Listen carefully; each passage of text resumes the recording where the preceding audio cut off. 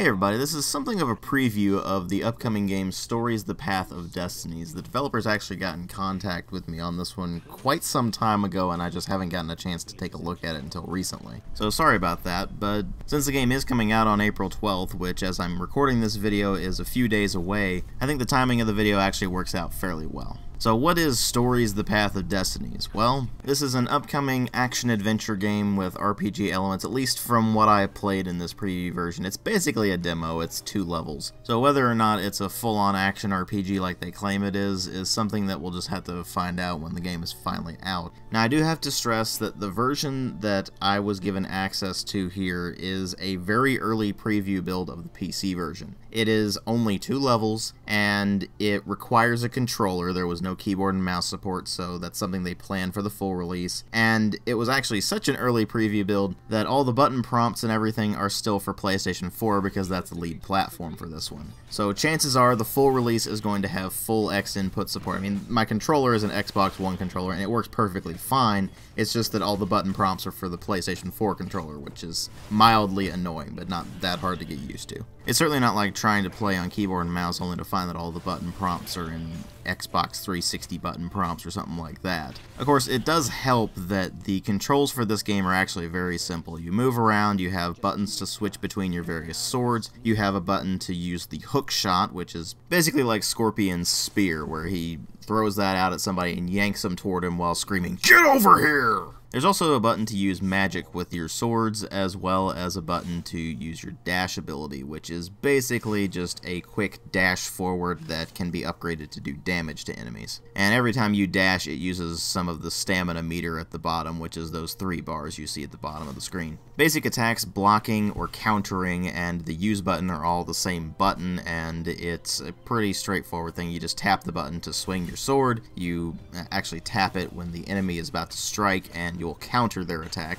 and then you can basically annihilate them while they're helpless. And that's pretty much it. So adjusting to that kind of control scheme on an Xbox One pad when all the PS4 button prompts are popping up is really not that big a deal. But of course, once you get past the button prompt issue, what you're going to find is a game with a nice, cartoony, very bright, very colorful art style, which works out brilliantly for the game because while the graphics themselves are not ultra high definition or anything like that, they do ooze a lot of charm with that art style, and they definitely make up for the lack of visual fidelity with that. Sound design, at least in the preview build here, is actually fairly lean. The only voice acting you hear throughout the entirety of it is the narrator, and the narrator does a pretty good job. But other than that, you're dealing with some sound effects that are alright, but nothing particularly amazing. You don't really feel like your sword strikes have a huge degree of impact. They have some, but it could be better. And since you're going to be doing a lot of fighting throughout the course of the game, I can see where that could be mildly disappointing. It's certainly not a deal breaker or anything like that, but it is something that they could definitely improve when the full game comes out. The music is pretty much what I would expect from what I had been told about it. They say it's an original soundtrack that changes dynamically with every choice. I don't know about every choice, but it does seem to change a bit dynamically when the combat starts and flows freely back into the actual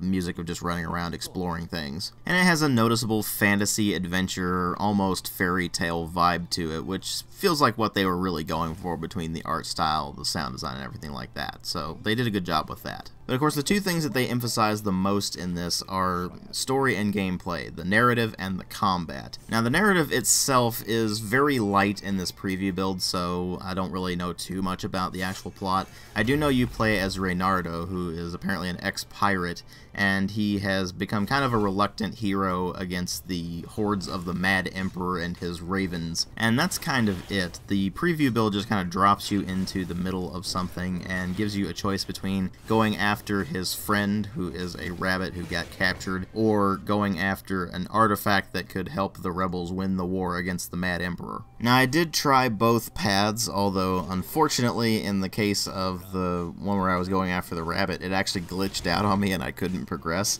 But I did manage to get through the other one in its entirety, and they are 2 completely different levels. So it is obvious that the choices in the narrative actually do have an impact on the gameplay at the very least. I don't know how much impact they have on the plot thus far. They do emphasize that this is one of the biggest elements of the game, where you have that choice-based narrative that changes depending on what you choose. Obviously this implies multiple endings, and if the changes are as far-reaching as they seem they would be, then it could have some pretty wildly different endings, and it could have a lot of different endings. We'll just have to wait and see on that. But the preview build didn't really give me a lot to go on in terms of story. I don't really know who any of the characters are. I don't really know what they're actually like. All I really know is that Reynardo is a hero and seems to think of himself as such, and that's kind of it, really. Or at least that's what the narrator says. Now, this is one feature that is very reminiscent of Bastion, where the narrator will comment on what you're doing and will also just give you the actual plot as it progresses. It's nice to see other people trying to do that than simply Supergiant. I mean, they did it with Bastion, they did it sort of with Transistor, and now Spearhead Games is attempting to do it with stories, but we'll have to wait and see how it really turns out with that. With the small sample I got, the narrator is definitely going for more of a fairy tale reader vibe, and we'll just have to wait and see how that ultimately turns out. So far it's alright, but I, again, don't really have much plot to go on here, so it's kind of hard to be sure. Now, gameplay is one area that does have me concerned at the moment, because as it stands, there are no difficulty settings for you to mess with, and the game is actually kind of painfully easy in the preview build. What do I mean by that? It means that I basically just hammered the X button until everything died, and occasionally I would dash around just to spice things up. Now, there is supposed to be nuance to it, where you can do counterattacks when an enemy strikes. You can just tap the button and you'll do a counterattack on it, which will leave them helpless for a moment while you can just wail on them. But with the enemies in this being so incredibly easy to fight, where only one of them is going to attack you at any given time, and the rest just kind of sit around and let you smack them around, it makes me wonder if the full version will first off have difficulty settings. I certainly hope it does, and aside from that, how much enemy variety there's going to be. If it's just these basic grunts attacking you all the time, then I can see the game getting ridiculously repetitive ridiculously quickly and becoming incredibly easy. Now, I don't think they would do that. I certainly think they would try to spice things up, and they did in the second level, where one of the enemies that pops up is a warlock, so they give you ranged attacks to deal with, and you do actually have to maneuver around them and such. But that was still incredibly easy to deal with, so it remains to be seen whether or not this game will actually be challenging when it's finally out. And if the lack of difficulty isn't improved on launch, I can see that becoming a very big issue with it, because if you're just breezing through something, it's kind of hard to get really into it as far as being a video game player goes. Admittedly, it is very difficult to get the sweet spot of difficulty just right, where it's challenging enough that your skill will determine whether or not you actually succeed, but it's not so difficult that you get angry at it or that you just quit on it entirely, nor is it so easy that you're just plain bored. Again, we'll just have to wait and see when this thing finally comes out, because as I mentioned before, this is a very early preview build of the game. I actually got the build back in January, and it hasn't been updated since then, so obviously they've made improvements and changes and optimizations and such since then. If you've been seeing frame rate issues in this particular video, it's entirely because of recording. The game actually runs fine even without optimizations. And I imagine the full release will work just fine as well, and probably have kicked those bugs to the curb that I ran into in this thing with regards to breaking the